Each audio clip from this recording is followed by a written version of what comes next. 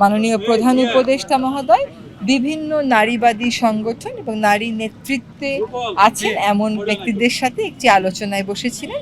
তিনি তাদের কাছ থেকে কিছু সুপারিশমালা নিয়েছেন। যে সুপারিশগুলো এসেছে তার মধ্যে মূল যেগুলো আমি সেগুলো বলছি।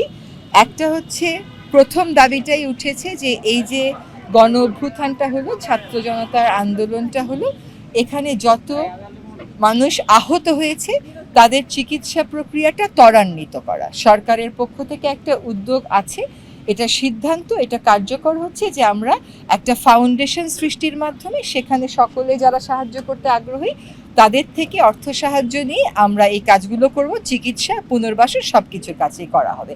যেহেতু ফাউন্ডেশনটা করতে একটু সময় লাগছে, এখানে একটা দাবি উঠেছে যে ইন্টারিম একটা কিছু, অন্তর্বর্তীকালীন একটা কিছু ব্যবস্থা করে ফেলা হোক, যাতে অনেকে যারা চিকিৎসার টাকার প্রয়োজন আছে তারা তাড়াতাড়ি করে টাকাটা পেতে পারে। এটা হচ্ছে প্রথম দাবি। এখানে যারা নারীবাদী সংগঠন আছে তার বাদেও কিন্তু সমন্বয়কারীদের মধ্যে থেকে 2 জন নারী ছিলেন উপস্থিত।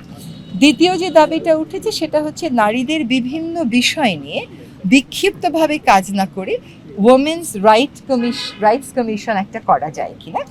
একই সাথে দাবি উঠেছে যে তথ্য অধিকার কমিশন আছে, মানবাধিকার কমিশন আছে, সেগুলো দলীয় সরকারের সময় অনেক সময় চাপে পড়ে তার যে ম্যান্ডেটটা ছিল, যে দায়িত্বটা ছিল, সেটা প্রতিপালন করতে পারেনি। তো সেখানে স্বাধীনতা নিশ্চিত করার জন্য কি করা যায়। মহিলা বিষয়ক মন্ত্রণালয় সম্পর্কে একটা কথা উঠেছে যে তারা আসলে বিভিন্ন প্রকল্প বাস্তবায়ন করে, কিন্তু প্রকল্প বাস্তবায়নের পাশাপাশি তাদের আরেকটা গুরুত্বপূর্ণ কাজ হওয়া উচিত। 45টা মন্ত্রণালয়ে তাদের একটা তদারকির ভূমিকা আছে, কি তদারকির কাজটা যেন তারা ঠিক মতন করে, সে কাজটা তারা অতটা ঠিক মতন করছে না। আরেকটা কথা বারবার উঠে এসেছে, সেটা হচ্ছে নারীর প্রতি বৈষম্যমূলক অনেক আইন, যেগুলো আন্তর্জাতিকও আছে, জাতীয় আছে, সেগুলোর ক্ষেত্রে বাংলাদেশের একটা স্পষ্ট অবস্থান নেওয়া।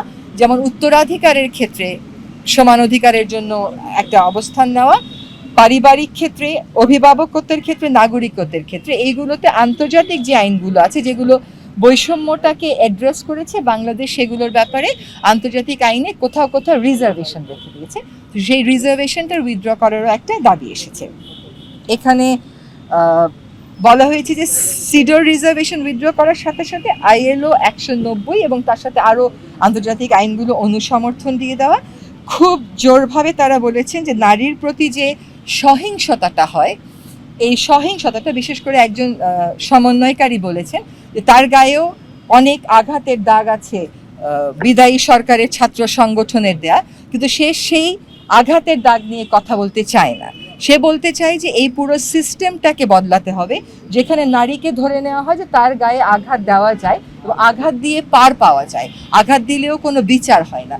এই মানসিকতা থেকে সরে আসতে হলে শুধু নারীকে ক্ষমতায়িত, নারীকে তার অধিকার সম্পর্কে জানালে হবে না, সমাজকে নারী বান্ধব করে ওই শিক্ষার পরিবেশটা আনতে হবে। সেই প্রেক্ষিতেই কল্পনা চাকমার বিষয়ে তনু, রুনি, মুনিয়া এবং নুসরাত, তাদের হারিয়ে যাওয়া কিংবা নিহত হয়ে যাওয়া, তাদের যে মৃত্যুর কারণটা সেটা বের করে যাতে অবশ্যই দায়ী ব্যক্তিদেরকে, তারা যতই শক্তিশালী হোক না কেন, বিচারের মুখোমুখি করা হয়, এটা মোটামুটি সকলের কাছ থেকে এই দাবিটা এসেছে। যদিও নারী সমাজ, কিন্তু সব আলোচনা কিন্তু নারী কেন্দ্রিক ছিল না, কিছু কিছু আলোচনা দেশের সার্বিক পরিস্থিতি সম্পর্কেও ছিল।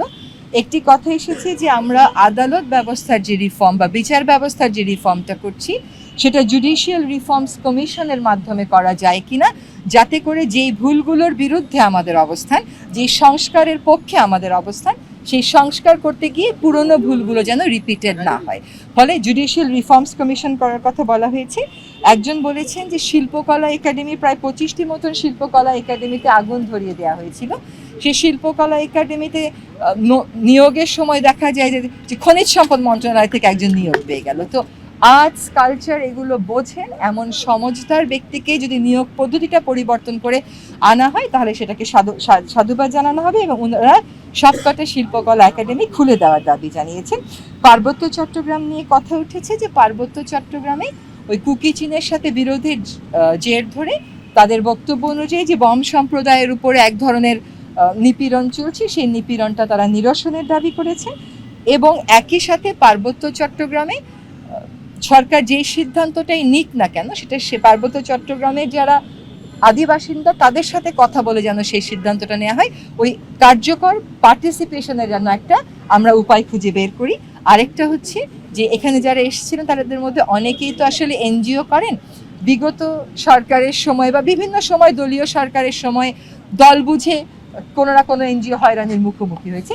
তো এনজিওগুলো যাতে এনজিও ব্যুরোর মাধ্যমে হয়রানির শিকার না হয়, কোনো দলীয় সরকার যেন এনজিও ব্যুরোর মাধ্যমে এনজিওদেরকে হয়রানি না করতে পারে, সেটার জন্য যথাযথ সংশোধনমূলক ব্যবস্থা গ্রহণ করা।